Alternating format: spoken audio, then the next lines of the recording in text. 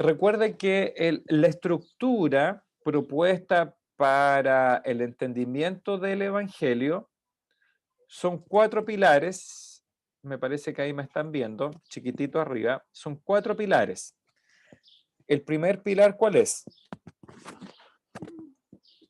¿Cuál es el primer pilar de la estructura del Evangelio? Son cuatro. ¿Cuál es el primero? Tiene que activar su audio. Hermana Patricia. Dios. Ya, el segundo, usted misma. Eh, el hombre.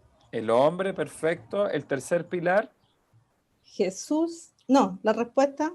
No, el tercer pilar No, es Jesús y después la Jesús. respuesta. Y el Jesús, cuarto pilar es la nuestra respuesta. respuesta. Muy bien, hermana Patricia. ¿Ya? Entonces, la estructura para entender el Evangelio y para presentarlo correctamente son cuatro pilares, que es la persona de Dios, que es el hombre, la naturaleza humana, nuestra necesidad de un Salvador. Número tres, que es la persona del Señor Jesucristo como Salvador, como Redentor. Pero recuerde que en la persona de Cristo, cuando hemos presentado este pilar, hay dos conceptos fundamentales de Jesucristo, que es que Él murió por nuestros pecados y que Él resucitó. Recuerde que en nuestras clases anteriores afirmamos, totalmente convencidos de esto, este entendimiento del pilar de Jesucristo no es opcional, sino que es totalmente bíblico, de que tenemos que presentar a Cristo crucificado, como dice el apóstol Pablo, y a Cristo resucitado. Es decir, si presentamos a un Cristo que solamente fue bondadoso, a un Cristo que solamente se preocupó de los necesitados, a un Cristo que revolucionario que dio vuelta a las mesas en el templo, ese concepto de Cristo no va a salvar a nadie, ¿ya? Y literalmente no va a salvar a nadie espiritualmente. De la manera que Cristo es presentado, su obra cúlmine, el pináculo, es que Él murió y que Él resucitó. ¿Cómo lo sabemos? Estoy resumiendo y recordando este tercer pilar de Cristo, que en la predicación evangélica del apóstol Pedro, quien abre de alguna manera las llaves del cielo, del acceso al cielo, la vida eterna, por medio de la predicación, el día de Pentecostés, en Hechos capítulo 2, él siempre presenta a Cristo muriendo, siendo crucificado por nuestros pecados y finalmente diciendo que Él tuvo victoria sobre la muerte, el pecado, el enemigo, por medio de la resurrección. El apóstol Pablo también cada vez que proclama el Evangelio, y usted si lee el libro de los Hechos, yo les desafío, hermanas y hermanos, bueno, primero a leer la Biblia completa en un año. Yo sé que mi hermano Hugo creo que ya debe estar por terminar la segunda lectura de la Biblia este año. Pero para nosotros ya por lo menos leer la Biblia de Génesis y Apocalipsis en el transcurso de un año, pero también para mis hermanas y hermanos que quieran avanzar un poco más en el entendimiento de estas verdades fundamentales, es que, por ejemplo, usted lea uno de los evangelios con estos pilares puestos en su mente, ¿ya? Porque yo creo que como creyente no pretendemos leer el Evangelio de Juan una vez en la vida y tirarnos aire, ¿verdad? Y decir, ya hicimos mucho, no. O sea, los evangelios hay que leerlos constantemente en nuestra vida, pero en una de esas oportunidades yo les aconsejo que leamos, por ejemplo, el Evangelio de Mateo, Marcos, Lucas, Juan, con la mente puesta en estos pilares. Y usted se va a dar cuenta cómo los evangelistas nos presentan al Dios santo que requiere santidad, justicia, etcétera. Vamos a ver a la humanidad totalmente quebrantada, caída y necesitada de un Salvador. Vamos a ver cómo los evangelios nos presentan a un Cristo que va ascendiendo hacia la cruz en el Monte Calvario y posteriormente cómo asciende literalmente desde la resurrección y después asciende finalmente a la diestra del Padre. Y cuando usted lee el libro de los Hechos, yo le animo a leer los diferentes discursos de Pablo, es decir, que usted identifique, primero, identifique los discursos de Pablo, que son varios en el libro de los Hechos, y que usted vea cómo él presenta el Evangelio. Y él siempre presenta al Cristo resucitado, al Cristo crucificado y al Cristo resucitado. Por lo tanto, es fundamental que cuando usted presente el Evangelio, usted diga que Cristo murió por nuestros pecados y también que Él resucitó de entre los muertos. Una de nuestras afirmaciones que está en los apuntes últimas del tercer pilar, que es Jesucristo, es que un evangelio, entre comillas, o una presentación evangelística sin la muerte y sin la resurrección no es el evangelio, ¿ya? Y eso lo vuelvo a repetir y volvemos a hacer el énfasis. Aquí el hermano Hugo hizo un comentario respecto a la fe, pero la voy a hacer ahí cuando ya pasemos al punto correspondiente. Y estos tres pilares, Dios, la humanidad caída y Jesucristo, requieren una respuesta. Lo que estamos viendo acá no es solamente lo intelectual, lo doctrinal del Evangelio, sino también cómo esto debe ser aplicado a la vida de las personas. Y el hecho de que Dios sea un Dios tres veces santo, que sea un Dios justo, que sea un Dios de amor, como lo vimos, demanda una respuesta del ser humano.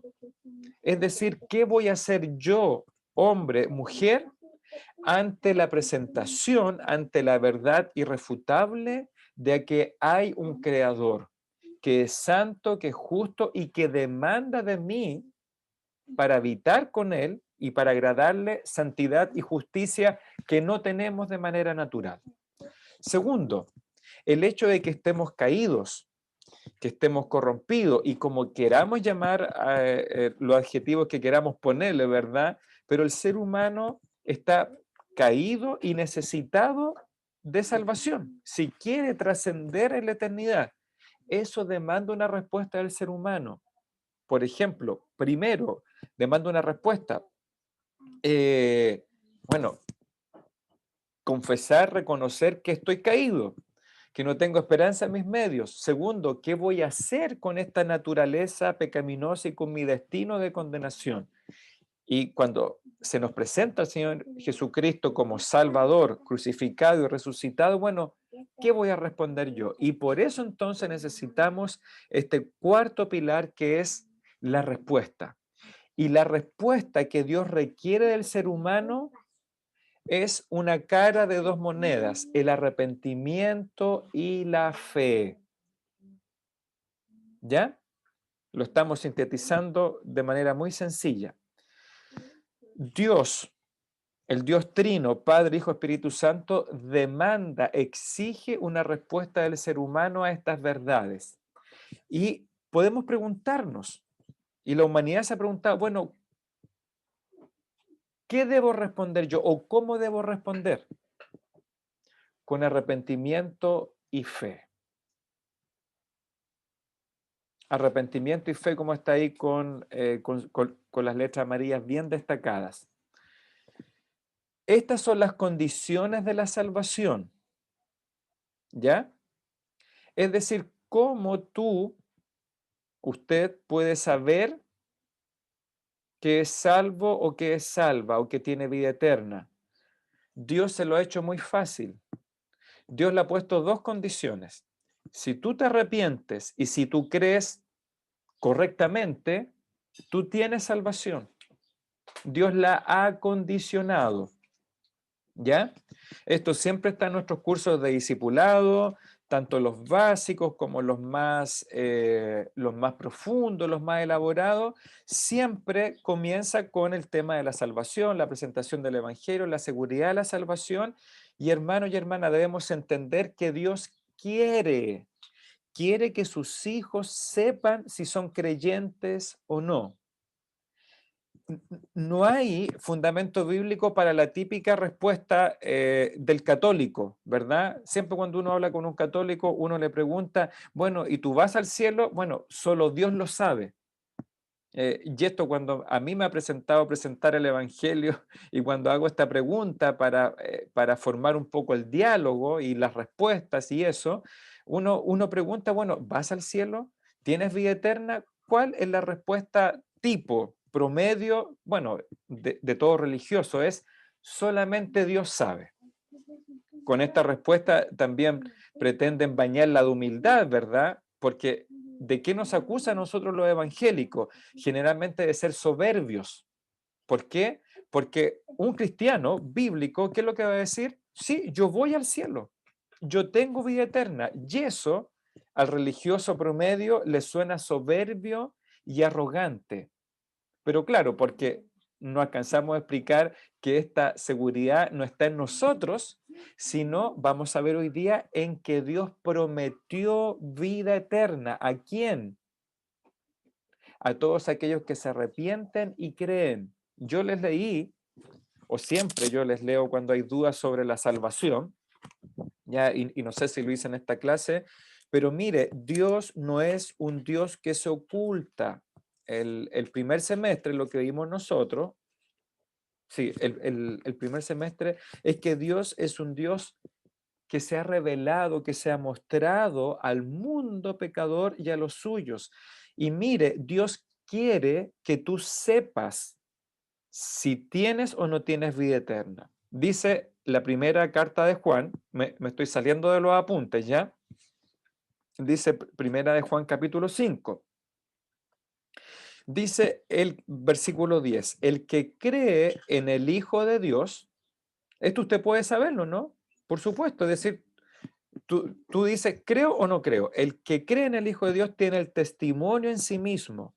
El que no cree a Dios le ha hecho mentiroso porque no ha creído en el testimonio que Dios ha dado acerca de su Hijo. Y este es el testimonio, versículo 11. Esta es la verdad revelada, que Dios nos ha dado vida eterna y esta vida está en su Hijo. La vida no está en ninguna cosa oculta, mística. No está en un grupo seleccionado de iluminados. ¿Se recuerda el gnosticismo que estuvimos estudiando a propósito de la carta a los colosenses? ¿Qué es lo que atacó a la iglesia durante el primer siglo? Que llegaron un grupo de maestros y decían que el contacto con Dios era solamente para un grupo escogido de iluminados y que ellos y solamente ellos podían tener acceso a Dios. Pero ¿qué dice acá? Este es el testimonio que Dios nos ha dado vida eterna, esta vida está en su Hijo. Y mire, el que tiene al Hijo tiene la vida. El que no tiene al Hijo de Dios no tiene la vida. Así que yo podría hacerte la pregunta, hermana que estás acá, y hermanos también, aquí se han unido algunos más. Yo te podría hacer la pregunta muy fácil. ¿Tienes al Hijo? Si tu respuesta es sí, que entiendes que tener al Hijo es que has creído en Él, que te has arrepentido de tus pecados, ¿ya? Entonces la respuesta es, tienes vida eterna. Y eso puedes saberlo y conocerlo. Si no tienes al Hijo por haber creído, por haber tenido fe en Él, no tienes vida eterna. Y mire, sigamos con el versículo 13. Estas cosas, dice Juan, yo les he escrito a ustedes. ¿A quiénes? A vosotros. ¿Quiénes son vosotros? Que creéis en el nombre del Hijo de Dios. Es decir, Juan le escribe a un grupo de personas que saben que creen en el nombre del Hijo de Dios. ¿Para qué? ¿Para qué les escribe esta carta el apóstol Juan? Para que sepan, no para que no sepan ni tengan dudas, sino para que sepan que tienen vida eterna. ¿Para qué les escribo esta carta? Segundo, para que creáis en el nombre del Hijo de Dios.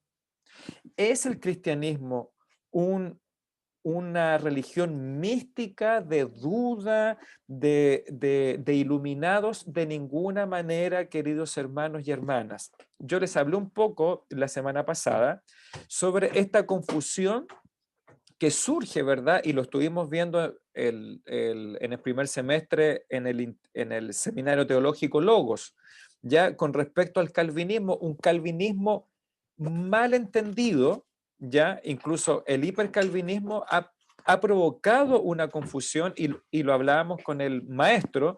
Yo sé que Francisco estuvo en ese curso, me parece sí, Francisco estuvo en el primer semestre, una excelente apología y respuesta a un calvinismo malentendido, y de que produce confusión en los creyentes porque confundimos la elección con la salvación. Y hermanos, la salvación es totalmente condicional. Y lo dice el apóstol Pablo y lo dice Cristo. ¿Cuál es la condición para ser salvo puesta por Dios? Arrepiéntete, cree en el Señor Jesucristo y serás salvo. Como le dijo tan sencillamente el apóstol Pablo al carcelero de Filipos. Él le pregunta, el carcelero, Hechos capítulo 16, ¿qué debo hacer para ser salvo? El carcelero estuvo a punto de quitarse la vida aquella noche del terremoto. ¿Y qué le dice el apóstol Pablo? ¿Qué le dice?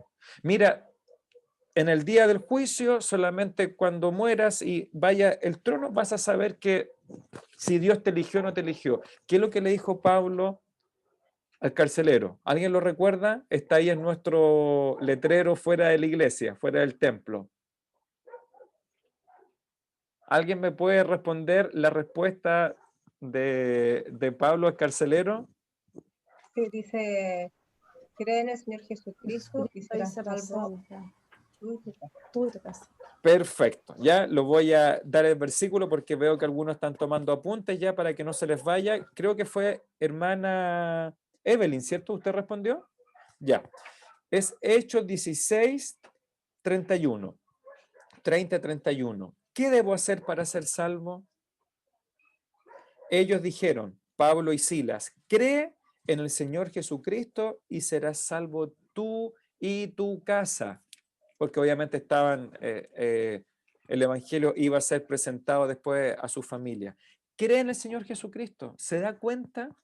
Y después asumimos que creyó, porque el apóstol Pablo posteriormente le bautiza como símbolo, como señal, como sello de que él había creído. ¿Se da cuenta? El apóstol Juan escribe esto para que tú sepas que tienes vida eterna. ¿Cómo sabemos que tenemos vida eterna? Porque lo dice acá. Está aquí adelante, ¿ya? Voy a probar la pizarra, ¿ya? A ver si me funciona. Dibujar. A ver si me funciona. Ahí está. Bien, perfecto. Bien, en las clases de Rorrito, siempre hay unos compañeros que le rayan toda la pizarra a la mispo y ella se enoja mucho porque no sabe que él le raya el PowerPoint. Ah, ya tiene a dos identificados la misa. ¿Ya? Ya. Mire, ¿cómo tú puedes saber que tienes vida eterna? Por arrepentirte y por tener fe en el Señor Jesucristo. ¿Se da cuenta? Arrepentimiento y fe. Imagínese que el Señor Jesucristo dijo, de estos pequeños es el reino de los cielos. Si tú tienes fe como uno de estos niños, o él le dice, hay que ser como uno de estos niños para que puedas entrar al reino de los cielos. ¿Ustedes creen que los niños se cuestionan todas estas cosas doctrinales profundas que están detrás del evento, del suceso de la salvación? Es simplemente arrepentimiento y fe. Por eso es que el Señor Jesucristo compara nuestra salvación con los niños y los puso delante de sus apóstoles, delante de la gente, como modelo de credulidad y no de incredulidad. ¿Ya? Así que voy a borrar aquí, borrar todos los dibujos. Perfecto. ¿Ya? Bien. Esto es lo que vimos la semana pasada. Ya voy a avanzar bastante aquí hasta la clase del 9, aquí tengo clase el lunes 9 de noviembre, ¿ya?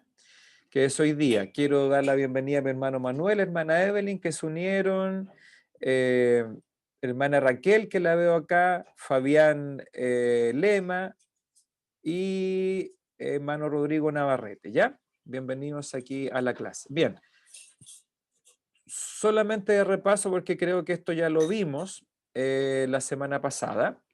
Según estos pasajes que estuvimos leyendo, el arrepentimiento, se recuerdan que eran 3 textos, el arrepentimiento no es simplemente un evento que ocurre una sola vez, más bien tiene implicaciones radicales y permanentes en la vida de un creyente. Ya ahora, ojo, uno se arrepiente una sola vez para vida eterna, ¿ya? Que es el arrepentimiento inicial, es decir, yo me arrepiento de no haber creído antes en Cristo, yo me arrepiento de haber sido incrédulo, yo me arrepiento de toda esta vida vieja de pecado y desobediencia. Lo que está diciendo aquí el autor es que un estilo de vida que se arrepiente permanentemente es el estilo de vida del creyente. ¿Por qué?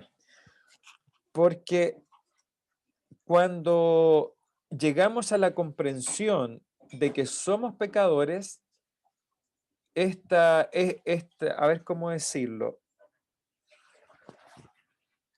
este rechazo a nuestro pecado es algo que debe continuar toda la vida del cristiano. Un cristiano verdadero va a impactarse con su propio pecado. Si esto es así, siempre vamos a estar arrepintiéndonos de nuestros pecados diarios, ya de un mal pensamiento, de una mala palabra, de un mal acto, etc. ¿Ya? Eso yo creo que ya lo vimos. ¿Qué implicaciones tiene el arrepentimiento ya para el hijo de Dios o la hija de Dios? En primer lugar, debemos realizar acciones que demuestren arrepentimiento. Estos son los frutos. Continuamente debemos renunciar al pecado y tratar de obedecer a Dios. En segundo lugar, ahora servimos a Dios en lugar de a los ídolos. No necesariamente de yeso, de madera, sino a aquellas cosas que ocuparon el lugar de Dios en nuestra vida.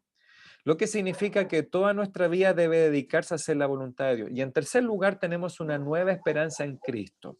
Por lo tanto, el arrepentimiento también significa que hemos decidido no poner nuestra esperanza en estos placeres pasajeros, sino poner nuestra esperanza en Cristo, cuya venida esperamos con entusiasmo. Y esto es la santificación, ¿ya? Y recuerde que la santificación, el madurar, el crecer espiritualmente es un proceso, ¿ya? No puede esperar a alguien que tiene un mes de creyente o siquiera un año de creyente el ser una persona perfecta. Por eso que vemos a tantos creyentes dudando de su salvación o frustrados o tristes porque les han puesto a ustedes, o a lo mejor a veces hasta uno enseñando, le hemos puesto expectativas no reales, sino bíblicas, ¿ya? Es como la expectativa del matrimonio. Muchos jóvenes se casan creyendo que el día que se ponen sus anillos, que sean los votos, se terminaron los problemas. Se terminaron las tentaciones, se terminaron las discusiones. Cierto que muchos se casaron con esa expectativa. Es decir, si yo mientras pololeaba con mi polola o pololeaba con mi pololo, yo le pegaba, ¿ya? Si el pololo le pegaba a la polola y la niña creyó que una vez casándose el pololo no le iba a pegar más, usted sabe que vivía en el mundo de Bilzipap, esa niña, ¿cierto? Porque el hecho de que un pololo la ofendiera, la abusara y le pegara, y esa niña creyó que casándose iba a cambiar todo, bueno, eso es una expectativa irreal, ¿me entiende? ¿Cierto? Si había falta de respeto antes del matrimonio, créame que después del matrimonio lo más probable es que siga igual. Lo mismo pasa con la santificación o con la madurez espiritual. A veces viene uno de ustedes y creyó en Cristo de corazón, de verdad se arrepintió, y usted cree que al mes siguiente usted va a estar con alas de ángel, con una aureola aquí dorada arriba, y no es así. Piensa usted en el mismo ejemplo o modelo del apóstol Pedro. Pedro estuvo 3 años, día y noche, con el Señor Jesucristo y le negó 3 veces. Después de 3 años de proceso con el mismo maestro. ¿Qué queda para nosotros? Entonces, a veces podemos tener 10, 15, 20, 30 años de creyente y vamos a retroceder espiritualmente. Así que ojo con las expectativas, especialmente aquí a los creyentes más nuevos, ya a los más nuevecitos que han nacido. Ojo, no te frustres si hay momentos de duda, de tentación o de caídas, porque es parte del proceso de madurez y de santificación. ¿Qué sería lo terrible para ti, hermano y hermana? Es que pecando, es que desobedeciendo a Dios, no te impactes, no te pase nada. Eso es una muy mala señal. Es decir, si tú miraste a una mujer, te diste vuelta para mirarla, ¿ya?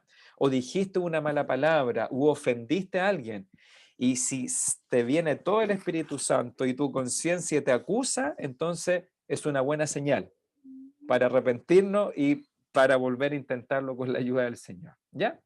Y creo que esta respuesta ya la respondimos. ¿Cómo responderías tú a alguien que dice creer en Jesús, pero que afirma que no necesita arrepentirse de sus pecados y someterse a Jesús como Señor? Bueno,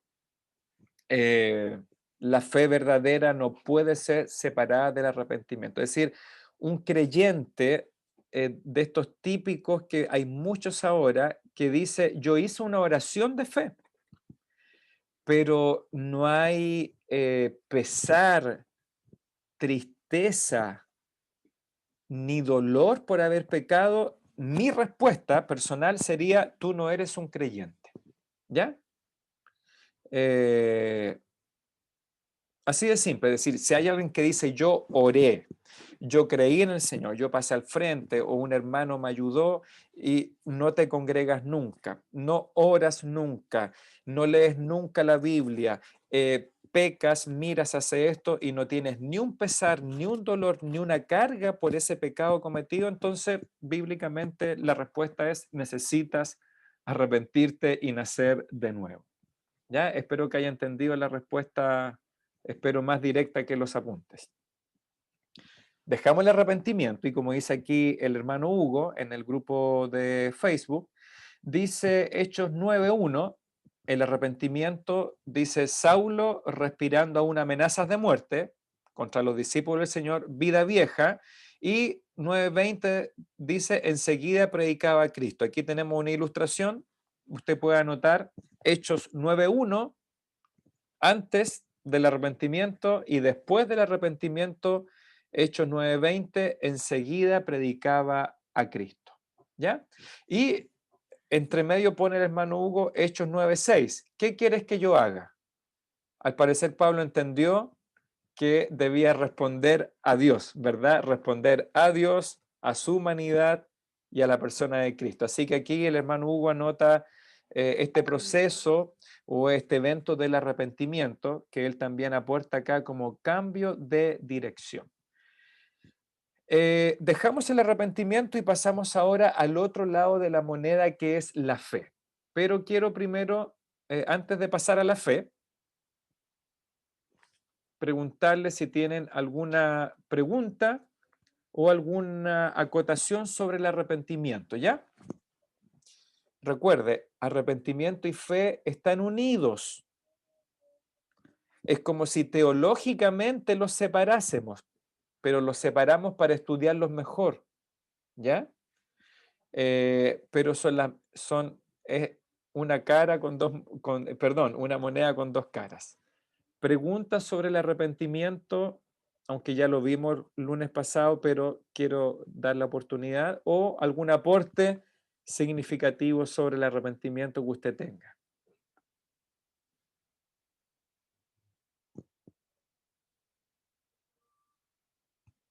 ¿Todo claro? Ya.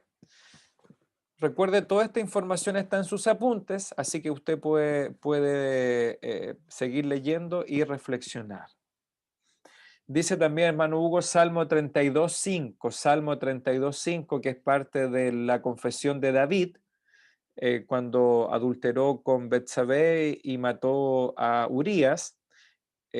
Obviamente está expresada de manera poética en el Salmo 32 y 51, dice Salmo 32.5, mi pecado te declaré y no encubrí mi iniquidad, no tapé mi pecado, que es lo que generalmente el ser humano hace.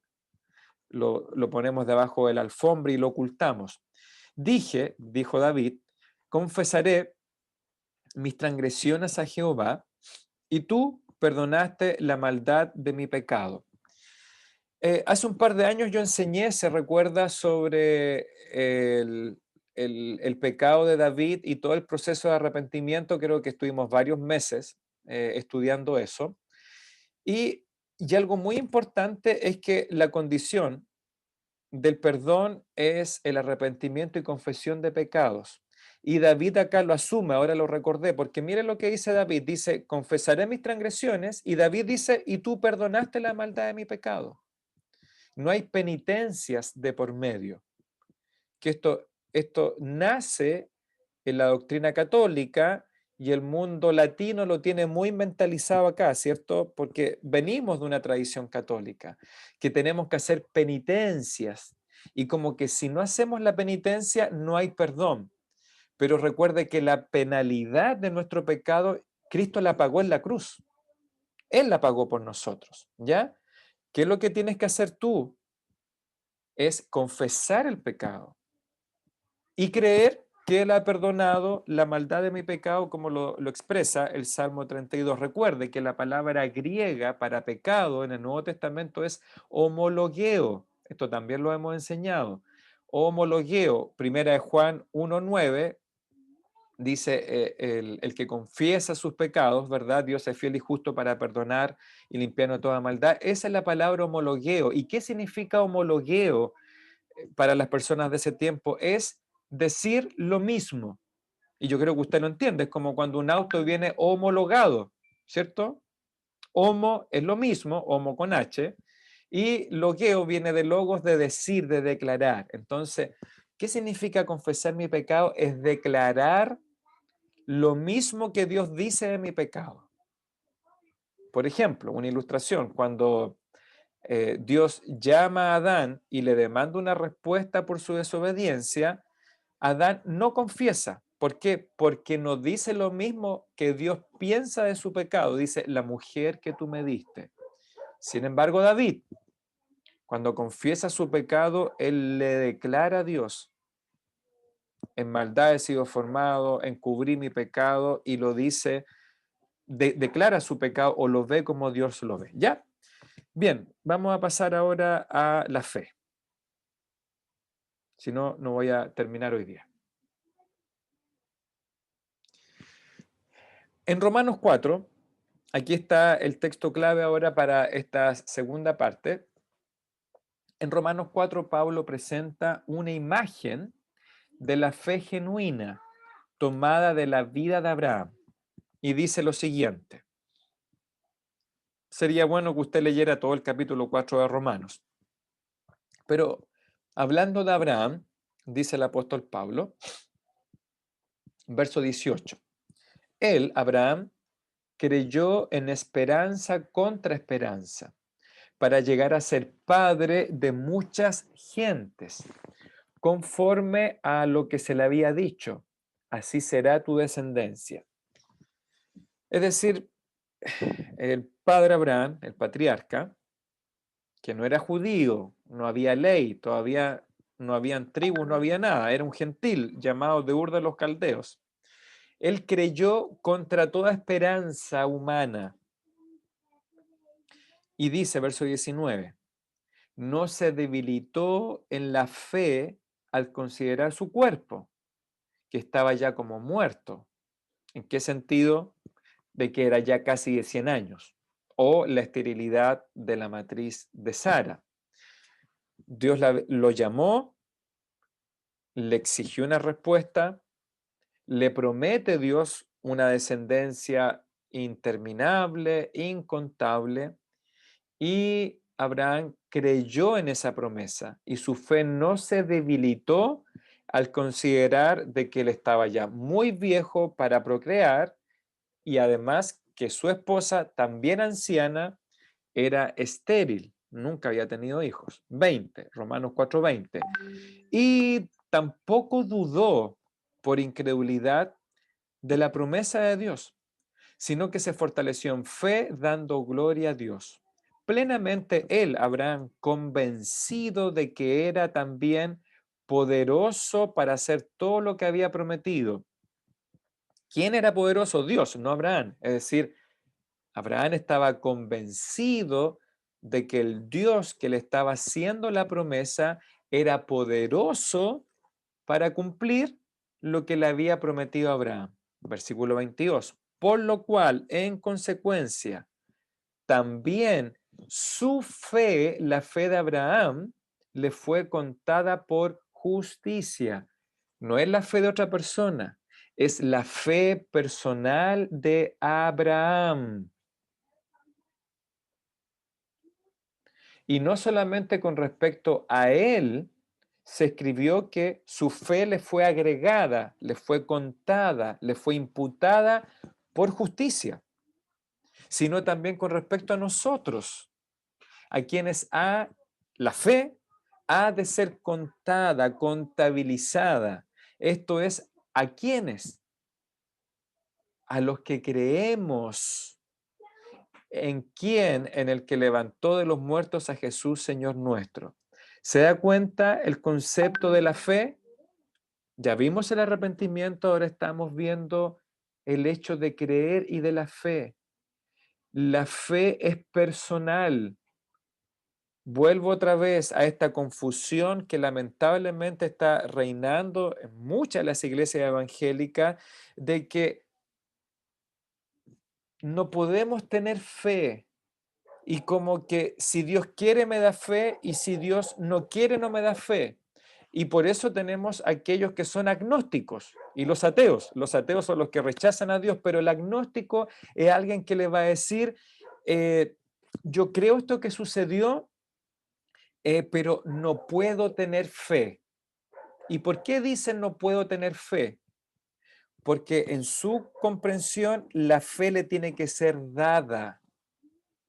Entonces, ¿cuál es la justificación? Y por ejemplo, yo alguna vez escuché al presidente Lagos, el expresidente Lagos, decir esto, con otras palabras, pero decir, sí, yo creo que está este concepto de la religión, pero no puedo tener fe, no me ha sido dado el don de la fe, en una mala interpretación de Efesios 2, 8 y 9.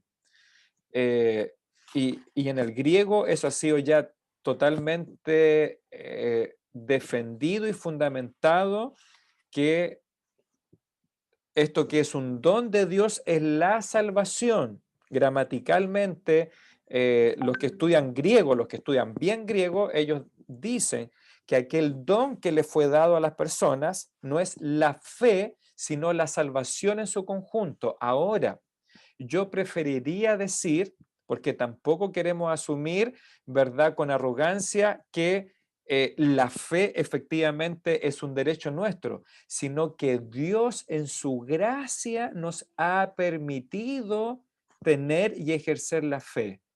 Y esto, como claramente lo dijo nuestro hermano Rodrigo Navarrete, no es natural del ser humano, sino que viene por la predicación del Evangelio y por la obra del Espíritu Santo. Juan capítulo 14, 15, 16 dice que el Espíritu Santo viene a asistirnos. El Espíritu Santo nos asiste, nos convence, nos ayuda a poder entender el Evangelio, como dice Romanos 10. Romanos capítulo 10, la fe es por el oír y el oír por la palabra de Dios. Pero la fe es personal, es un ejercicio personal, porque si no fuese personal, millones de incrédulos que vivieron una vida sin Dios, a propósito le van a decir después en el gran trono blanco, van a decir, bueno, tú no me diste la fe, no fue culpa mía. ¿Se da cuenta o no? No, la fe es la respuesta que Dios demanda. Y por eso, mire lo que dice acá, lo dice la Biblia, por lo cual también su fe, la fe de Abraham, su fe le fue contada por justicia. Y esto tenemos que retroceder cuando hablamos hace un par de semanas de la justificación, de la expiación, etc. Lo vuelvo a explicar. ¿Qué es lo que es la justificación? Y aquí está esta palabra de imputada o de contado o agregada. Aquí hay dos mundos que Pablo mezcla para que entendamos el concepto legal de la fe o de la justificación. Hay un concepto legal y también contable. Nosotros somos pecadores. Estamos llenos de pecados antes de llegar a Cristo y Cristo tiene en su cuenta de vida justicia perfecta, muerte, resurrección. Yo tengo solamente muerte y condenación eterna. Cuando yo creo en el Señor Jesucristo por fe, ¿qué es lo que hace el Señor? Toma la justicia de Cristo y la agrega a mi cuenta, por eso dice le fue contada, me la imputa, que es un concepto legal también. Es decir, Dios toma la justicia de Cristo y la agrega a mi cuenta, a mi vida, y en cambio toma mis pecados y se los imputa al Señor Jesucristo. Toma mis pecados y los deposita en la persona de Cristo, quien llevó nuestros pecados en la cruz del madero, en la cruz, perdón, estaba citando un himno, en la cruz. Y su justicia es contada a nosotros. Eso es lo que hizo el Señor con Abraham, ¿ya? Eso es lo que hizo con Abraham. Le contó, aquí dice nuestro texto, déjenme ver si no retrocedí mucho, él cree, y cuando él cree, su fe le fue contada por justicia. Hay una especie de trueque o de intercambio, como lo hizo un himno, ¿verdad?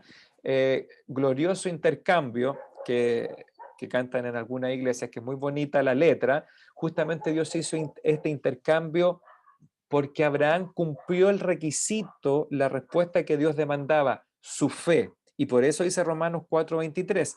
Y no solamente con respecto a él se escribió que le fue contada o agregada la justicia de Cristo, sino también nosotros, a quienes ha de ser contada o tomada la justicia y agregada a nuestra contabilidad de alguna manera. ¿A quiénes? A los que creemos en el que levantó a los muertos y que creemos en aquel que se levantó a los muertos, según otros textos. 25, el cual Jesucristo fue entregado por nuestras transgresiones y resucitado para nuestra justificación. Ahora, este no es el único texto que explica esto, está lleno el libro de Romanos, Gálatas, Corintios y en el libro de los Hechos también. Ya esta es la doctrina detrás de la salvación. Mire, me he quedado un poquito pegado en mi lectura bíblica, estoy en el Evangelio de Lucas y lo estoy leyendo con este énfasis.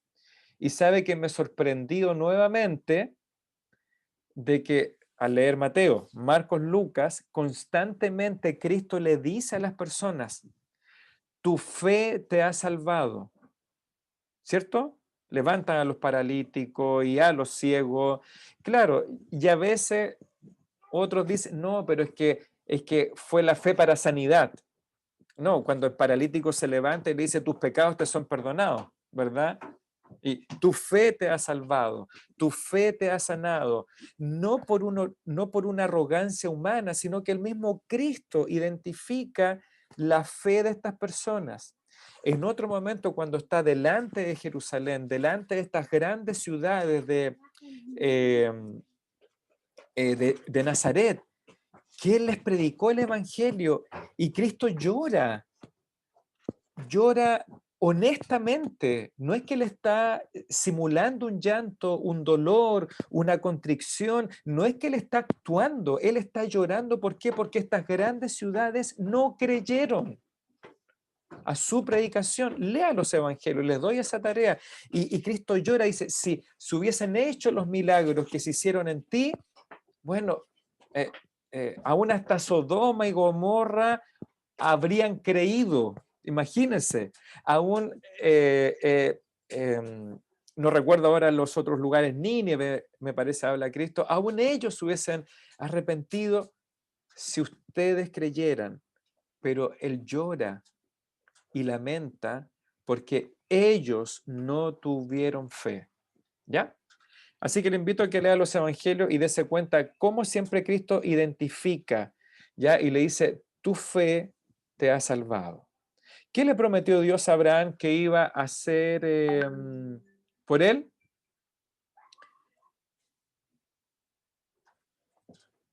Dios prometió que la descendencia de Abraham sería tan numerosa como las estrellas, ¿ya?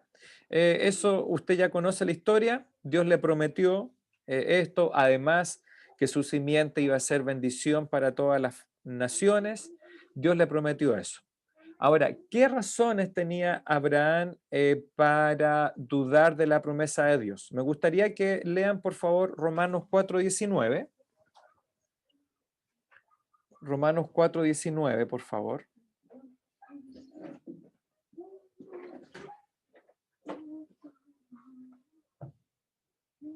¿Quién lo puede leer en voz alta? Adelante, hermana Evelyn. ¿Puede leer, por favor, Romanos 4:19? Dice, y no se debilitó en la fe al considerar su cuerpo, que estaba ya como muerto, siendo de casi 100 años, o la esterilidad de la matriz de Sara. Bien, hermana Evelyn, usted que leyó, ¿qué tenía razones humanas Abraham para dudar de la promesa de Dios? Claro que sí. Sí, porque ya estaban en un periodo de vejez. De hecho, en el Génesis dice que ya no era costumbre de las mujeres a la edad que tenían de poder estar con su esposo. Entonces, claro que tenían razones para que su fe fuera debilitada. Sin embargo, no decayó. Y lo otro que también que cuando le hace la promesa en Génesis 12, Abraham tenía 75 años.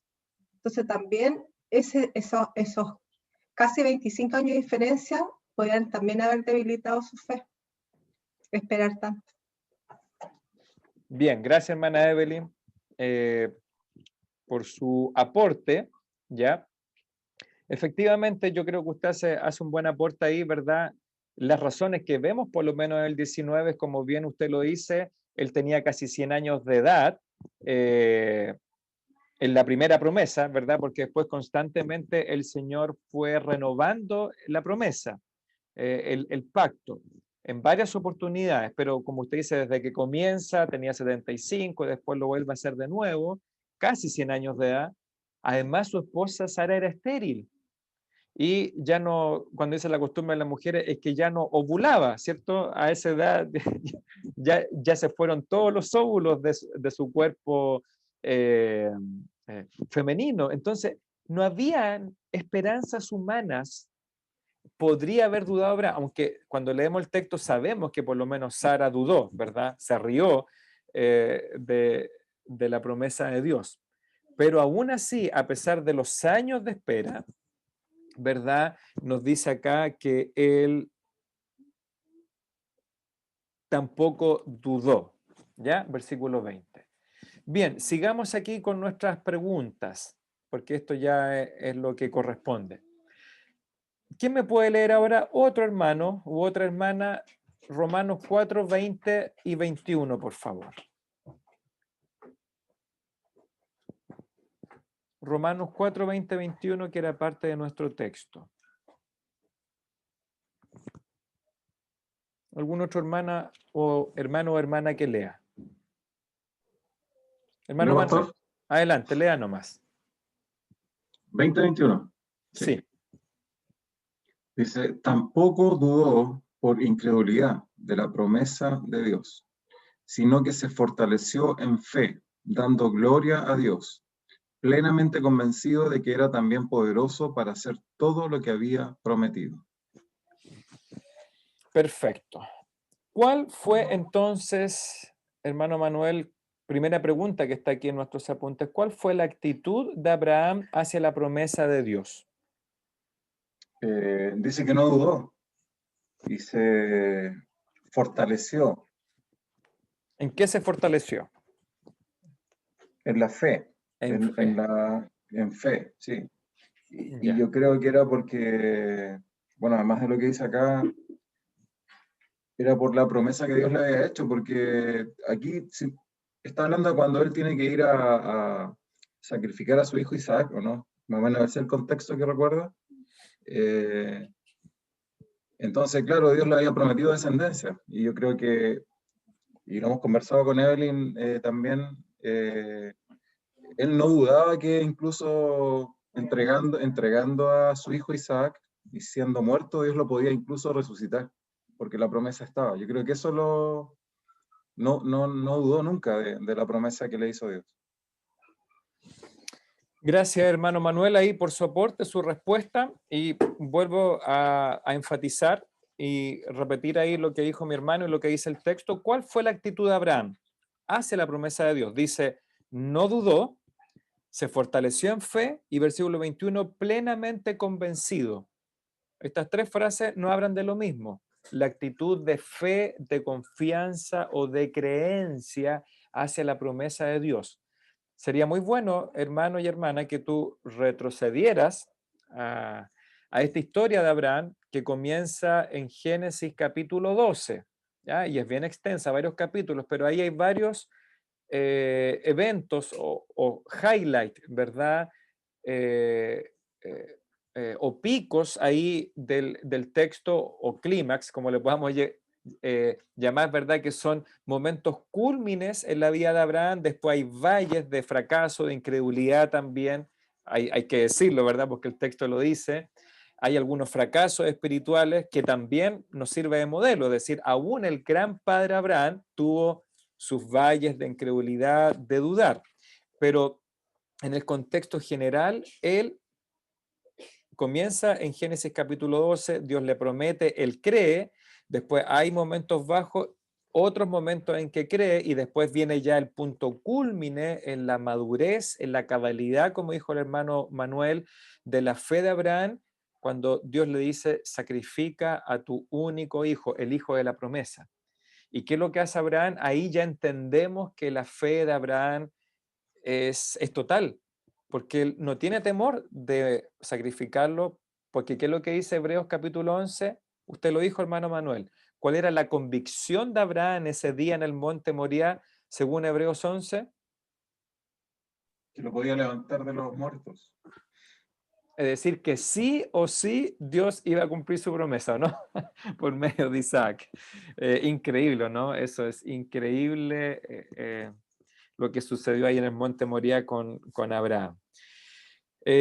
Bien, ahora, otro hermano y otra hermana.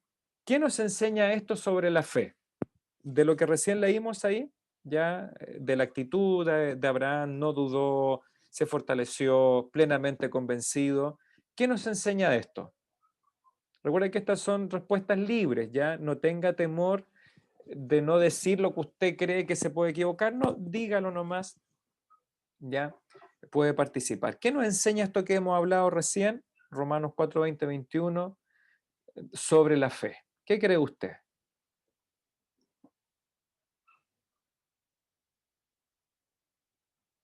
Pastor, Francisco, sí, se me ocurren adelante. dos ideas.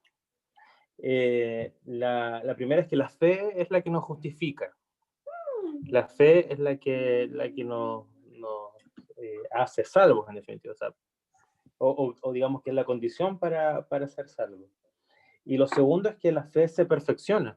Así que como la fe durante el inicio de su vida como creyente de Abraham, quizás era susceptible de tener dudas y caer y qué sé yo, en el tiempo de su maduración y al ver cómo Dios obraba en su vida, Abraham tiene una fe más perfecta, y de hecho es el objetivo en Santiago de de la vida cristiana, el perfeccionar nuestra fe a través de las obras que Dios prepara para nosotros. Bien, gracias hermano Francisco por sus dos aportes ahí. Primero, me parece que la fe nos justifica, ¿cierto? Esa fue tu afirmación. Sí. Sí, que es lo que obviamente dice el texto, pero para remarcar, la verdad, la fe nos justifica, no son las obras, ¿ya? Sino la fe y la fe correcta, es decir, la fe en la persona correcta, no la fe por fe, como hablamos la semana pasada, la fe en la plantita, en la hierba, la fe en mi fe, sino la fe en la persona de Cristo. Y segundo, que la fe se perfecciona. Y claro, lo vemos acá, aunque la fe inicial de Abraham le justificó, le fue contada por justicia, esta fe se va perfeccionando en la vida del creyente. Así que muy buen apunte. ¿Alguien más que quiera aportar algo que entendió o que nos enseña este texto sobre la fe? Yo, pastor. Ginny, Sí. adelante Ginny. Que bueno, la fe que tuvo Abraham es porque no se miraba a sí mismo, sino que él creía en el único Dios todopoderoso, su creador, en las promesas de él. Él tenía la vista solo en él, que él era capaz de hacer todo lo que prometía y no es un Dios mentiroso, pues no es un No es como el hombre que miente justo. a mí. Claro, pues no es como nosotros, es nuestro creador, en nuestro Señor, y él no va a mentir. Entonces él tenía su ojo puesto en él, en el Señor, no en sí mismo. No creyó en nada de su obra, ni nada de lo que, ni en sus propias fuerzas. Y estaba más que claro, pues por todo lo que se dice, pues que él ya estaba viejo, su esposa también era estéril y estaba anciana. Entonces, él tenía su ojo, su fe en el Señor, no en Dios. Muy bien, gracias Ginny por tu aporte. En este caso tu enfoque es en la persona a quien creyó, ¿verdad? Miren, hermano, voy a leer lo que dice Génesis 15:6, que es lo que cita Pablo. Dice, y creyó a Jehová y le fue contado por justicia. ¿Ya? Ese es el texto. Hermana Isabel, ¿usted parece que también quería opinar? Hermana Isabel Reyes.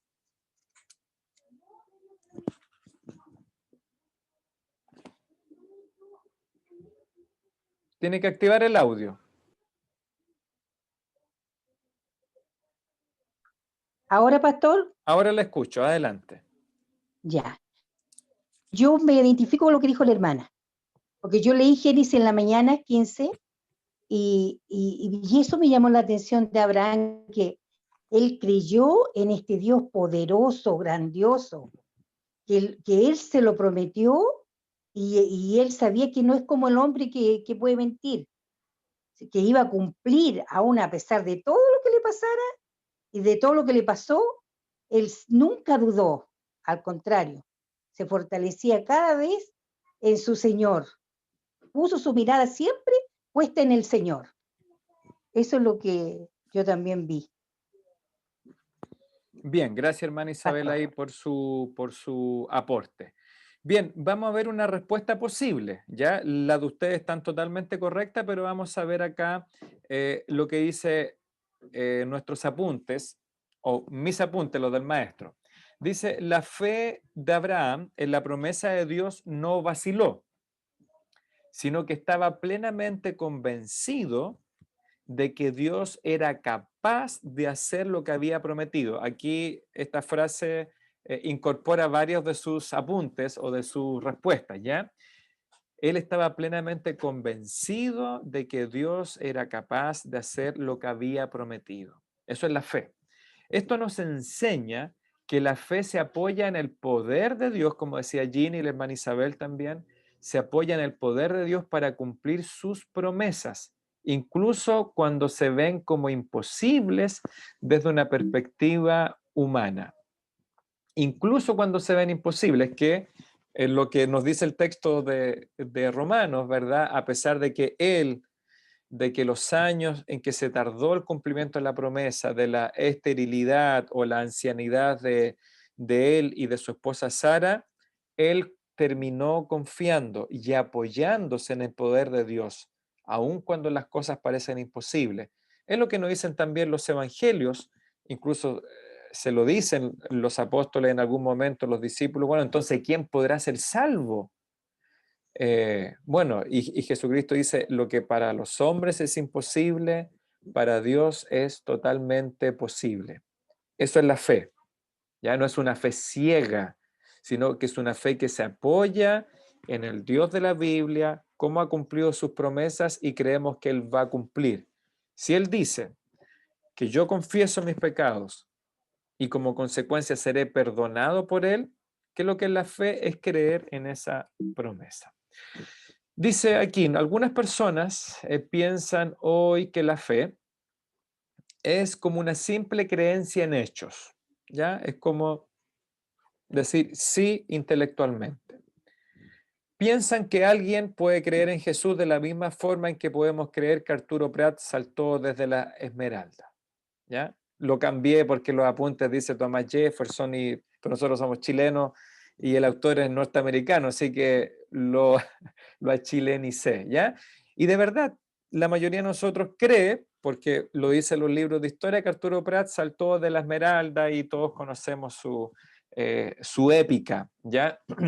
Aunque algunos pseudo historiadores del presente quieren poner en duda toda la historia pasada, ¿ya? No es lo mismo creer eso que creer en Jesucristo, ¿ya? Intelectualmente, no. La fe dice, este concepto de fe intelectual puede ser una creencia verdadera, es decir, yo creo eso, creo que existió, pero no requiere nada más que un asentimiento mental de mi parte, y desde luego esto no afecta a mi vida de una manera significativa. Pero cuando la Biblia habla acerca de la fe, se refiere a una confianza de todo corazón o de todo nuestro ser, mental, espiritual, emocional, etcétera, que incluye todas las áreas de nuestra existencia. Eso significa confiar de todo corazón. La fe es como saltar desde un trampolín, dice aquí el autor, porque sabes que hay 3 metros de agua hasta el fondo de cemento de la piscina. Confías en el agua, por así decirlo, por lo que te lanzas sobre ella, ¿ya? No estamos hablando de la fe como saltar a una piscina vacía sin agua. No, eso sería un suicidio, ¿verdad? Eso es una fe ciega. No, es como yo salto desde el lago y yo generalmente cuando voy al lago me tiro piquero, zambullidas desde 1 metro nomás, no más que eso. ¿Por qué? Porque confío que el agua, físicamente hablando, va a amortiguar mi peso y de ninguna manera voy a tocar el fondo, ¿ya? Bueno, de la misma manera, así confiamos en el Señor. La verdadera fe, por tanto, siempre produce un cambio de vida. Si confías en Cristo, vas a creer y vas a hacer lo que Él dice. Así también tenemos testimonio de que Cristo está en nuestra vida. No hay manera de creer en Jesús y decir esto: no creo que deban decirme qué debo hacer con mi vida. Esto es lo que tanto creyente nominal o creyente de labios dice, ¿verdad? Bueno, cree en la religión cristiana, y yo lo he visto en tantas personas que han transitado por nuestra iglesia. O sea, si tú le dices, sí, creo en Jesús, creo que murió, creo que se levantó de los muertos, pero sus vidas siguen siendo las mismas de antes. Ya se paran, es decir, no, yo creo en Cristo de manera privada, pero la vida política, la vida social, mi vida intelectual, mi vida sexual, mi vida familiar, no, ahí Dios no se mete. No, eso es justamente un asentimiento, es creer intelectualmente, pero la fe que involucra todo nuestro ser nos va a cambiar nuestra vida. Jesucristo es el Señor. Él es el Rey del universo. Creer en Él es aceptar esta afirmación. Como lo dijimos al principio, ¿se recuerda quién es el Señor Jesucristo? ¿Qué decían los hombres? ¿Qué dijeron sus apóstoles? ¿Qué vamos a responder nosotros? Creer en Él, en Jesús, es aceptar la afirmación de que Cristo es el Señor. de que Él es el Rey del universo, es confiar en Él para salvación, que consiste en dejar el pecado, el arrepentimiento e ir a Cristo con fe, con confianza. Recuerde que para los creyentes del primer siglo esta afirmación era radical, especialmente después que el Evangelio sale de Jerusalén y se va al mundo gentil, greco-romano. Decir Christos Curios, Cristo es el Señor, era una afirmación radical para aquellos que debían decir Kaiser Curios, es decir, el César es el Señor. Hay historias de cuando ya obviamente el cristianismo era una amenaza para el Imperio Romano, a finales del primer siglo, años 100, 200, 300, etcétera, los soldados debían ofrecer su incienso, quemar ciertas cosas y decir delante de la estatua del gran César, decir Kaiser Curios, es decir, el César es el Señor o el soberano. ¿Qué pasaba con aquellos soldados que se habían convertido a Cristo o al cristianismo? Ese era el momento de la verdad. Muchos soldados llegaban al frente o del dios de turno o de la estatua del César y tenían que negarse a prender el incienso y ellos confesaban Christos Curios, Cristo es el Señor. Y eso significaba para ellos no el que un compañero de trabajo se burlara de él, no el que se burlaran en la calle porque iba con la Biblia bajo el brazo. Para ese soldado o para esos romanos significaba la sentencia de muerte para él, para su familia. ¿Se da cuenta lo que significaba la afirmación? Eso es creer con todo nuestro ser y con todo nuestro corazón. Pregunta 9. ¿Qué hizo Dios en respuesta a la fe de Abraham? ¿Quién puede leer, por favor, Romanos 4:22? Otro hermano u otra hermana que pueda participar. Romanos 4:22. Ya, hermano, yo lo leo, Miguel. Adelante, Miguel, bienvenido. Gracias. Dice, por lo cual también su fe le fue contada por justicia. Ya. Y Miguel, entonces, ¿qué hizo Dios en respuesta a la fe de Abraham? Le fue contada por justicia. Perfecto. Entonces, cuando Abraham cree, y fíjese que este es el orden, no es al revés, el orden de Génesis es que una vez que él cree, o aquí como también lo dice versículo 22, por lo cual su fe, una vez que cree Abraham, ¿qué es lo que hizo Dios? Le contó, le agregó o le imputó la justicia de Cristo a la persona que cree, en este caso Abraham. ¿Ya? Así que tal como leyó Miguel ahí, por lo cual también su fe le fue contada por justicia. De la misma manera, ahora, ¿qué tiene que ver esto con nosotros? Versículo 23 al 25, ¿lo puedes leer, Miguel, por favor? Y por supuesto. Y dice, y no solamente con respecto a él, se escribió que le fue contada, sino también con respecto a nosotros, a quienes ha de ser contada. Esto es, a los que creemos en él, que levantó de los muertos a Jesús, Señor nuestro, el cual fue entregado por nuestras transgresiones y resucitado para nuestra justificación. Gracias, Miguel. Entonces, ¿qué piensas tú que tiene que ver esto con nosotros, según lo que dice el texto? Bueno, que también tenemos esa promesa nosotros, ¿cierto? De que si nosotros alcanzamos esta fe que se nos menciona a nosotros y se nos enseña, que si creemos en Él, creemos que Jesucristo murió y resucitó, también por nuestras transgresiones, ¿cierto? Y eso para nosotros va a ser, o sea, nosotros somos justificados de nuestros pecados, ¿cierto? Por causa de Él, por su amor, por lo que Él hizo, ¿cierto? Colocarnos, digámoslo, en decirlo, Él se puso ante nosotros, Él justificó ante Dios nuestras transgresiones, pues eso entiendo yo.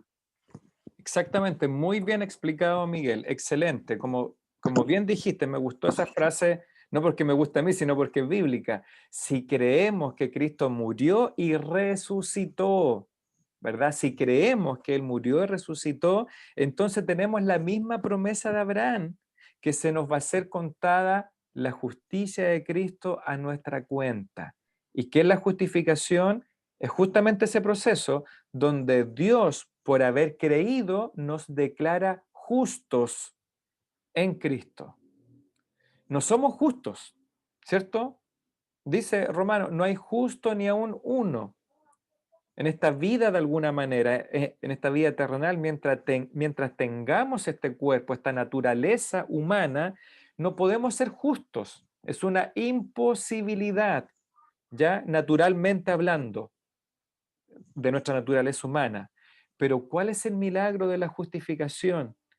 En que cuando creemos en el Señor Jesucristo, Dios nos declara justos, como si fuésemos realmente personas que hemos cumplido toda la ley de Dios. ¿Por qué? Porque recuerde, yo lo he dicho muchas veces, pero lo vuelvo a repetir porque así aprendemos. ¿A quién ve Dios en nuestras vidas? Ve al Señor Jesucristo. Es como si Dios se pusiera, o sea, mire, aquí antes de creer está mirando a Rodrigo Vega y me ve tal como soy de pecador, como dice el himno. Pero una vez que yo he creído por gracia, por misericordia de Dios, que Él me ha permitido creer, entonces como si Dios se pusiese aquí unos lentes teñidos con la sangre del Cordero, el Cordero de Dios que quita el pecado mundo. Entonces cuando me ve con estos lentes teñidos de la sangre de Cristo, no me está viendo a mí, Rodrigo Vega, sino está viendo a Cristo en mi vida. Esto es la doctrina de la unión con Cristo. ¿Se da cuenta el milagro? Yo sé que es difícil de comprender porque son profundidades espirituales, pero muy simple. Él ya no ve a Rodrigo, él ve a Cristo, ve su justicia en mi vida y por eso él me declara justo y por eso yo puedo compartir la eternidad con Cristo, porque como dijimos hace una semana atrás, sin santidad nadie verá a Dios y por eso él nos declara justos, nos pone, nos hace santos, que también es un proceso, ¿ya? Todavía no somos santos perfectos, pero Él me santifica, me pone en los lugares celestiales. Recuerde que santificar es cambiar de posición, es mover, es apartar.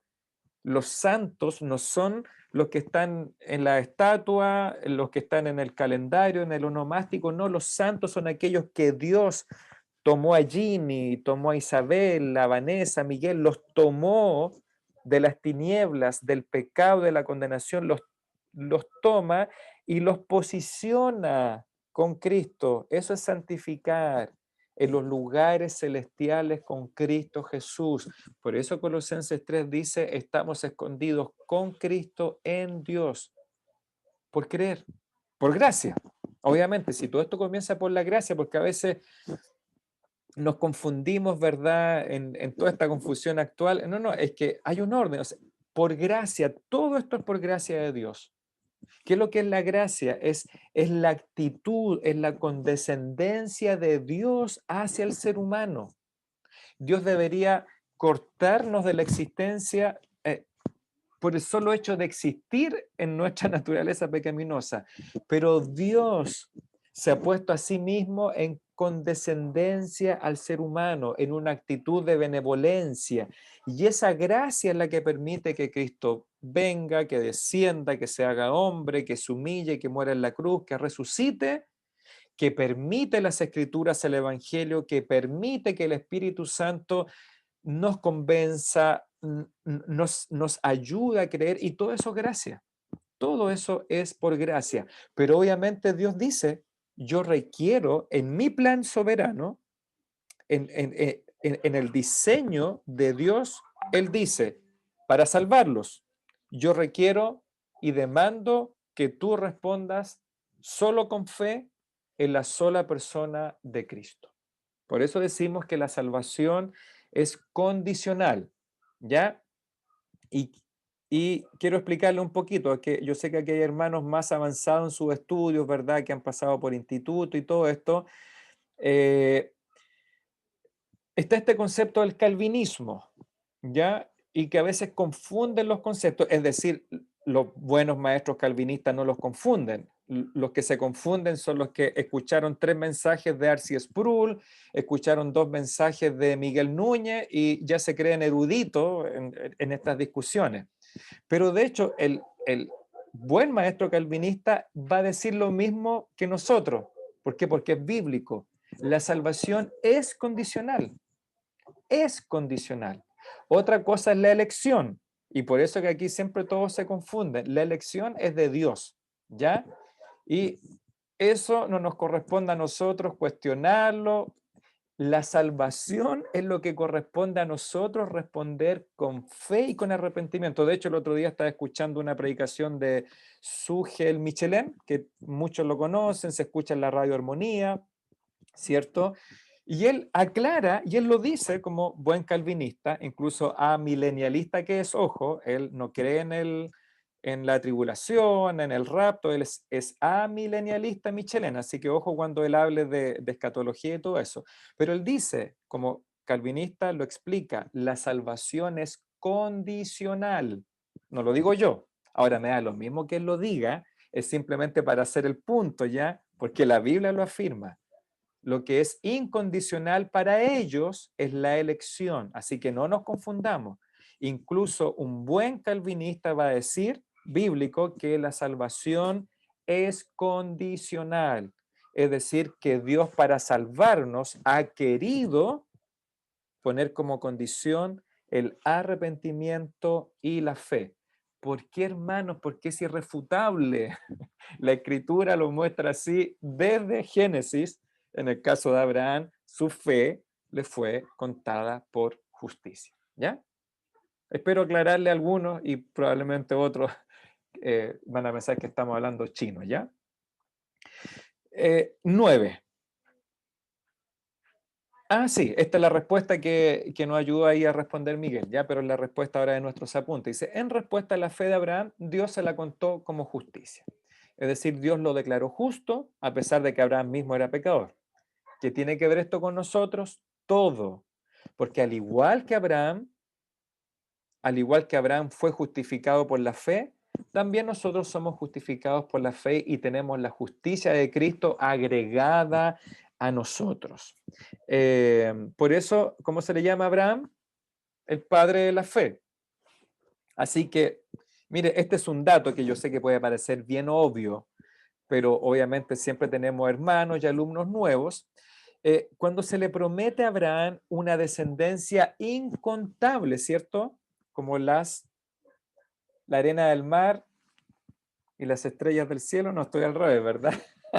Como la arena del mar y las estrellas del cielo, eso incluye a los hijos de la fe, a nosotros. Es decir, cuando Dios le muestra, no le está mostrando a judíos necesariamente, sino a aquellos que por la fe, al igual que Abraham, estamos creyéndole a Dios o creyendo en Dios por medio de Cristo. Es decir, por eso Abraham es nuestro padre espiritual. Había un corito hace muchos años que decía, padre Abraham tuvo muchos hijos. ¿Se acuerdan, no? Muchos hijos, tuvo Abraham. Que algunos encontraban revolucionario para la iglesia más conservadora. Ya. No sé qué tenía de escandaloso. El ritmo a lo mejor. O que se aplaudía. Pero efectivamente, cuando Dios le muestra eso, está incluyendo a Patricia, a Evelyn, a Vidalia, a Fabián, a Manuel. Nos incluye a nosotros en los hijos espirituales de Abraham. En este pasaje, Pablo proclama la gloriosa verdad de que somos justificados solamente por la fe, sin la ayuda de las obras. Esto es, cuando creemos en Jesucristo, Dios nos atribuye la justicia perfecta de Jesús a nosotros, que ya se lo expliqué. Nuestros pecados pasados, presentes y futuros están completamente perdonados y nuestra salvación es segura. Todo esto sucede solamente sobre la base de lo que Jesús ha hecho por nosotros, no de lo que nosotros hicimos. Ya alguien dirá, sí, pero nosotros creímos. Sí, pero la fe no es contada como obra, recuerde. La fe no es una obra. Yo sé que usted puede pensar ingenuamente, no, yo estoy haciendo, no, la fe es una actitud, es la respuesta, ya es Algunos lo han ilustrado así, no sé si una ilustración perfecta, no existe ilustración perfecta, pero es como Dios le dice que usted es pecador y usted levanta sus manos para recibir la salvación, pero en sus manos, ¿qué es lo que tiene? Su pecado. No tiene nada que ofrecer, solamente su pecado. Eso es de alguna manera la fe, la creencia, la confianza, la certeza. 10. Muerte y resurrección. Yo creo que ahí se me fue de la clase pasada, no cambié ahí el llamado, ya, pero igual sirve. El mensaje del Evangelio nos llama a tener fe en Jesús, es decir, a confiar en Él y a depender totalmente de Él para salvación. Yo no entendí la pregunta aquí, hermano, así que la dejé tal cual.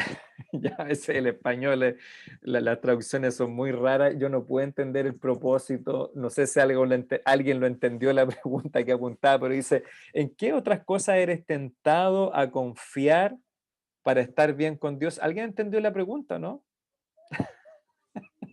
Pastor, Sí, hermana yo Evelyn. no sé si entendí la pregunta, pero sí, desde hace un rato me he acordado mucho de Cornelio en ¿Ya? Hechos 10. Cuenta. Porque dice que, bueno, ¿en qué otras cosas podemos, no sé si ser tentado a confiar para estar bien con Dios? Él dice que él hacía buenas obras, que oraba a Dios todos los días. ¿Qué más dice? Lo tengo aquí. Dice, era piadoso, temeroso de Dios con toda su casa, y que hacía muchas limonas al pueblo y oraba a Dios siempre. Entonces quizás muchas personas estamos tentados a hacer esas cosas, pero aquí también vemos en el versículo 6 que él le dice, Él te dirá lo que es necesario que hagas. Necesitas escuchar acerca del Evangelio de nuestro Señor, y es lo que hace Pedro.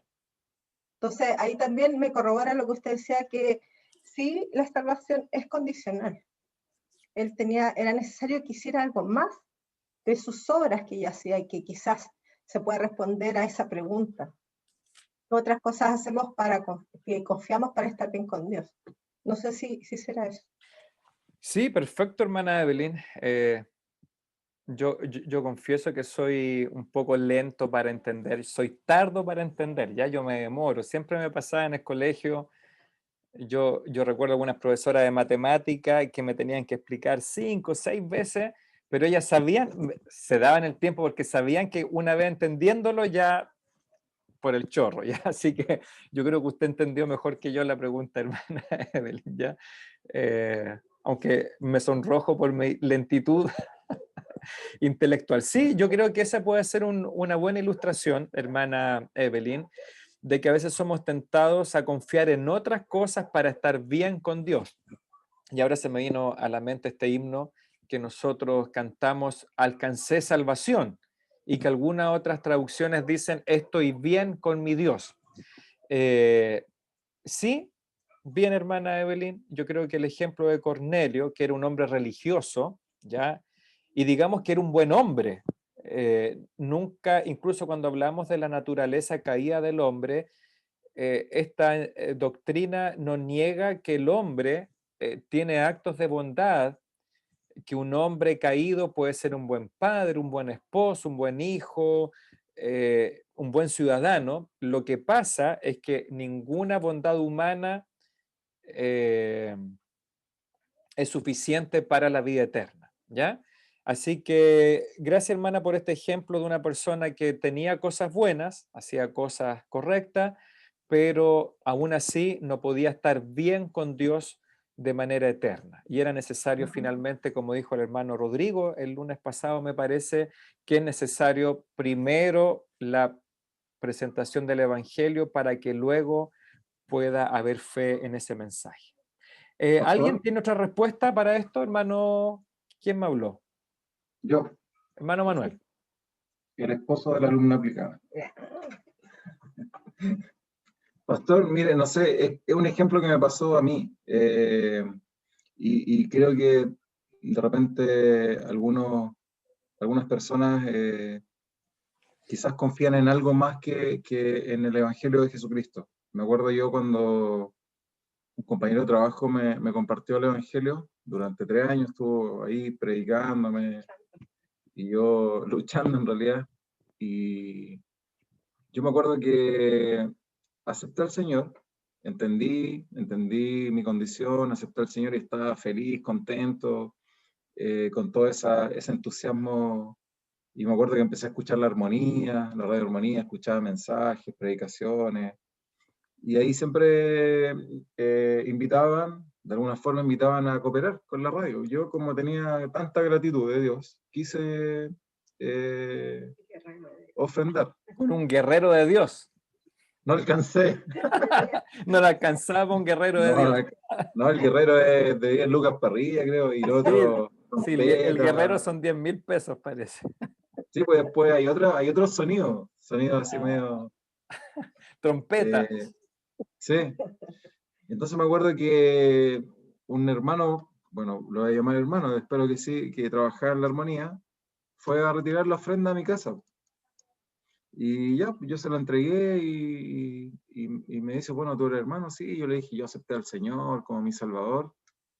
Y no sé, por eso pregunto si se puede tomar como ejemplo, porque él me dice, pero ¿hablaste en lengua? Me dijo.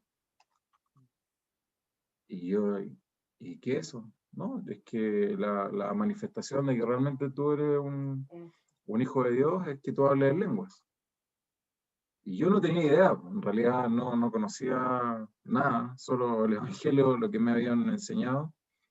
Y yo le dije, mira, no tengo idea, yo lo único que sé es que yo creo en Jesucristo, nada más. Y de alguna forma eso, igual como gracias a Dios, igual Dios me dio convicción de que había creído y eso era lo único necesario. Pero creo que hay mucha gente que está en iglesia, que cree en esto y que le agregan algo más al Evangelio. Y probablemente el ejemplo de las lenguas es uno. Quizás hay otros, como las obras, como el faltar un domingo en la iglesia y la pierden. No sé, entonces yo creo que son maneras de verse tentado para muchos en creer algo más. En este caso las lenguas y las obras, puede ser. Sí, hermano Manuel, gracias también por aportar ahí que, claro, como bien dice nuestra pregunta, ahora la estoy entendiendo, ¿ya? ¿A qué otras cosas somos tentados para confiar como fundamento para estar bien con Dios? Y claro, ahí tenemos las obras piadosas de Cornelio, obras religiosas que no alcanzan, y usted también menciona, pero claro, ellos le llaman evidencia, pero finalmente en el mundo más carismático son condiciones para la salvación. Cuando hilamos fino, ¿verdad? Es decir, si no hablaste, si no tienes una segunda unción del Espíritu Santo, no eres salvo. Así que efectivamente esa es una tentación a confiar en otras cosas, en los diezmos, ¿verdad? Incluso iglesias bautistas, hermanos, iglesias bautistas, han equivocado también este rumbo de, no sé, en la iglesia bautista antes era típico esto de que si uno no diezmaba, uno perdía los derechos de la membresía de la iglesia, ¿ya? Y eso es como muy bautista de la convención. Es decir, las iglesias tienen un panel a la vista de todos donde están los nombres de los miembros y los que diezman. Ahora, yo no voy a decir que eso es totalmente ilícito, porque si la gente cuando entró a esa iglesia se hizo miembro y aceptó esa política, es culpa de ellos, ¿verdad? Ellos aceptaron, no pueden reclamar después, pero yo bíblicamente veo que eso no tiene fundamento. Entonces el que no da el diezmo, toda la iglesia lo sabe, ¿ya? Y no pueden votar en las reuniones de membresía. ¿Se da cuenta o no que finalmente las personas pueden malinterpretarlo y finalmente creer que estar bien con Dios es diezmar constantemente? Dice aquí Daniel Yuya, dice, claro, la pregunta hace referencia a que estamos tentados a confiar en nuestras buenas obras u obras piadosas, pero no en la fe de Cristo. El hermano Hugo también habla del diezmo. ¿Alguien más tiene alguna otra tentación en la cual a veces somos tentados a confiar aparte de la fe? Sí, Pastor, yo, Miguel. Miguel, tengo más que nada una pregunta, no sé si relacionarla con la tentación, a que si nosotros somos probados en nuestra fe, a veces podemos decaer en nuestra fe a través de la misma tentación, si cometemos un error, si cometemos cosas, si vemos que no se cumple lo que nosotros creíamos o creemos en una fe mal enfocada, ahí va la relación a la pregunta que yo hago. Si nosotros los humanos, las personas, ¿cierto? Somos probados, si nuestra fe es probada. Esa es mi consulta. Sí, sí, yo creo que obviamente la pregunta ahí tuya, Miguel, es diferente a la que tenemos acá, ¿ya? Pero sí Ya. es válida porque efectivamente, a ver, yo lo enfocaría de otra parte. Nosotros debemos examinar y probar nuestra fe, ¿ya? Que es lo que dice el apóstol Pablo, examinaos a vosotros mismos si estamos en la fe, si nuestra fe es la correcta, es una fe intelectual o es la fe bíblica en Cristo. Y efectivamente nuestra vida cristiana, no solamente la fe, nuestra vida cristiana es probada constantemente. Y Dios lo hace no para hacernos caer, porque muchas veces creemos o confundimos la tentación con la prueba. El diablo nos tienta para decaer, para apartarnos, ¿verdad? Para dar un mal testimonio y ensombrecer el evangelio. Pero cuando Dios lo hace, Dios nos prueba, pero nos prueba para fortalecer nuestra fe, a veces para evidenciar nuestra arrogancia, ¿verdad? De creer que somos cristianos perfectos y Él nos prueba, nos caemos y nos hace otra vez volver a doblar nuestras rodillas y decir, la verdad, Señor, estaba poniendo mi fe en mí y no diariamente en ti. Entonces, sí somos probados. Ahora, no porque Dios no sepa, no conozca nuestro corazón, ¿ya? Dios sabe,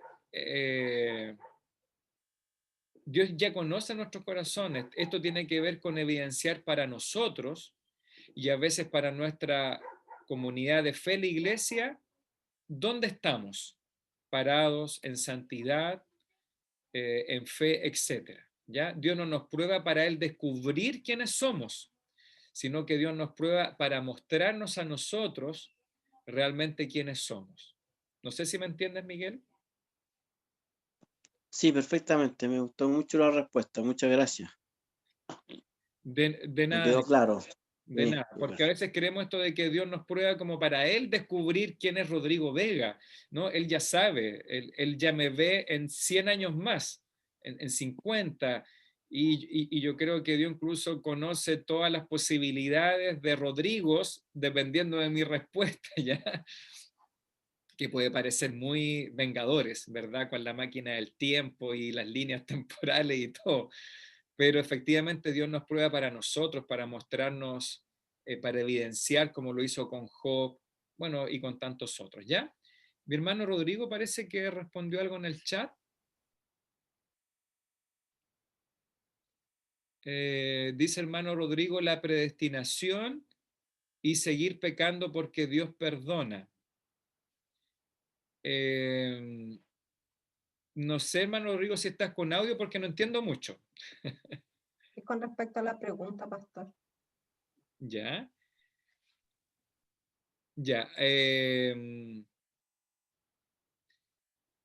Me imagino entonces, que somos tentados a confiar y que confiamos en la predestinación y seguir pecando porque Dios perdona. A ver si creo entender, ¿verdad? Hay una rama extrema del calvinismo que se llama hipercalvinismo y que obviamente cree en esta, y como ya está todo dicho y todo predestinado, entonces podemos pecar, hacer toda la atrocidad del mundo, pero como ya somos elegidos y predestinados, da lo mismo lo que hagamos porque estamos predestinados. Creo que eso es lo que se refiere Rodrigo, ¿ya? Que lo hemos conversado en algún momento, de ninguna manera nuestra seguridad en Cristo nos da permiso para pecar. Y eso lo vamos a ver creo que en las próximas lecciones porque Romanos 6 nos habla de eso. Dice, bueno, perseveraremos en el pecado para que la gracia abunde, pregunta Pablo, ¿cierto? Romanos 6, Y ahí vamos a encontrar la respuesta a lo que nos dice también Rodrigo. Y dice Ginny en el chat también, a veces confiamos en nuestros sentimientos, ¿sí? Efectivamente, pasa Ginny, ¿verdad? Y hermanos, que después de un culto maravilloso, con tremendos himnos, nos sentimos que estamos en el cielo, ¿verdad? Y al otro día lunes el jefe nos retó, tuvimos problemas con los papás y ya nos sentimos los peores cristianos, efectivamente, porque confiamos en los sentimientos.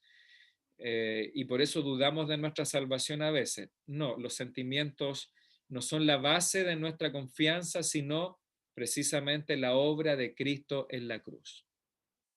Y Rodrigo dice, lo de Romanos, genial, pastor, se pasó. Gracias, hermano Rodrigo. Pero bueno, ahí está la respuesta, ¿verdad? La vamos a estudiar, creo, en las próximas semanas con el apóstol Pablo. Y el hermano Hugo dice, somos tentados a confiar en que mis padres son cristianos. Efectivamente, yo creo que uno de los grandes peligros de los hijos criados en la iglesia, y eso para los papás acá, no sé, estoy viendo a Brunito ahí en los brazos de consuelo, en mis propios hijos, ¿verdad? Que cuando crecemos en este contexto de iglesia, y de una buena iglesia, obviamente, los jóvenes crecemos creyendo que somos hijos de Dios porque hemos vivido toda esta vida de iglesia. Me pasó a mí, ¿ya? Yo llegué a mi adolescencia, a mi juventud, y cuando el pastor hacía la invitación a salir adelante y confesar a Cristo, yo decía, bueno, he estado toda la vida en la iglesia, no tengo necesidad. Claro, porque creemos que somos cristianos por haber crecido en una iglesia. Y ahí obviamente depende de los papitos y las mamás hacerle ver a los niños desde pequeños que aunque estamos en una iglesia, la iglesia no nos salva, sino que es el Evangelio y Cristo, ¿ya? Y esto depende totalmente de los padres, porque a veces le hacemos sentir a nuestros hijos que son perfectos, que son únicos. Yo sé que son especiales para nosotros, porque para el vecino no son especiales, ¿ya? Ni para el profesor del colegio tampoco.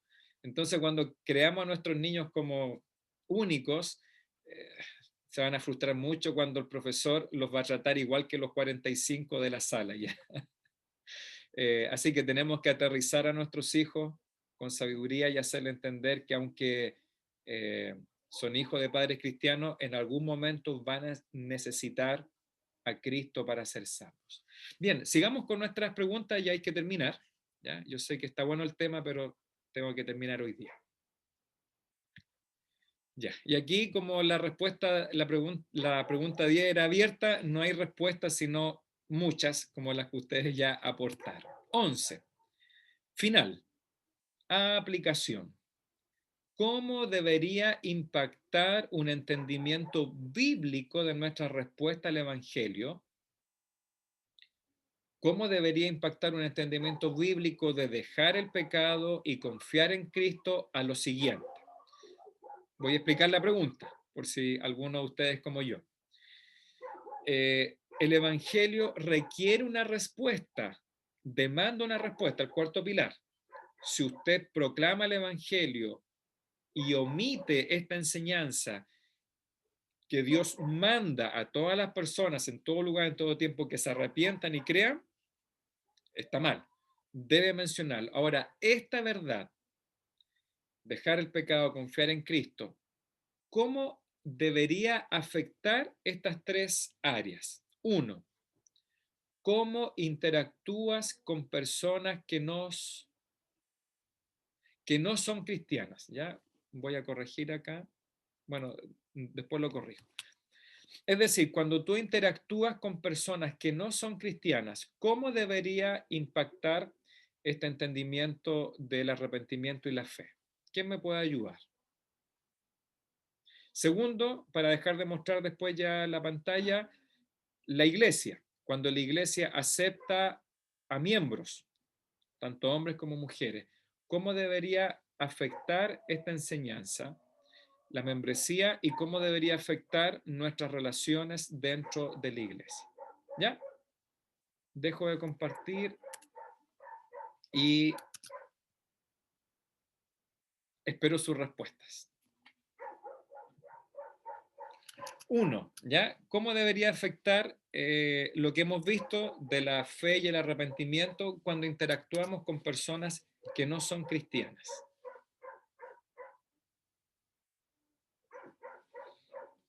¿Quién quiere participar? Esto es práctica, ¿ya? No hay respuestas únicas para esto. Pastor, Sí, hermano Manuel. no sé si entiendo la pregunta, pero yo creo que hay extremos que son malos, pienso yo. Hay personas que por el hecho de aceptar a Cristo y llegan a un lugar, prácticamente les piden que no tengan comunión con conversos, o que puedan ver a sus padres, lo he experimentado, o sea, lo he escuchado, y que no, por el hecho de que, no sé, pues, si voy a la casa de un hermano, de un pariente que, no sé, que bebe, o que tiene otras costumbres, yo debo cortar de raíz con esas relaciones. Entonces creo que eso es extremo, así como también que por el hecho de caer bien yo a un grupo que no es cristiano, yo participo de las mismas cosas que hoy día el Señor me dice que debo dejarlas. Entonces creo que debe haber un equilibrio. Obviamente intentamos siempre marcar la diferencia a todos los que somos hijos de Dios en cualquier lugar, pero no dejando, creo yo, de interactuar con la gente que no es creyente, porque obviamente somos nosotros los embajadores o el puente para que ellos conozcan al Señor. Y por lo menos yo he intentado siempre seguir. Tengo muchos amigos que son de mi infancia, de mi juventud, que no son cristianos. Algunos han llegado a Cristo, otros siguen sin ser cristianos. Y yo trato de, si tengo la oportunidad, de repente un partido de fútbol, y me invitan, yo voy, participo. Trato de interactuar, pero obviamente yo no hago lo que ellos hacen, pero tampoco le intento discriminarlos y hacerlos sentir como que yo soy perfecto y ellos no. Entonces creo que por lo menos es la manera en que yo creo y siento hacerlo. Pero creo que los extremos son malos, o sea, caer en cosas que ya no son correctas como un hijo de Dios, que no las debería hacer, pero tampoco cortar con una amistad, no sé, o porque no son creyentes y yo no pueda interactuar con alguien. Así lo veo yo. Además que fue el ejemplo que dejó nuestro Señor. Con la mujer samaritana lo hizo así, no hizo acepción de personas. La idea, pues llegar a ellos también, predicándoles el Evangelio. Bien, Pastor, yo. Bien, gracias hermano Manuel y hermana Evelyn ahí por la respuesta, que obviamente cómo se aplica la enseñanza del arrepentimiento y la fe cuando interactuamos con personas no cristianas.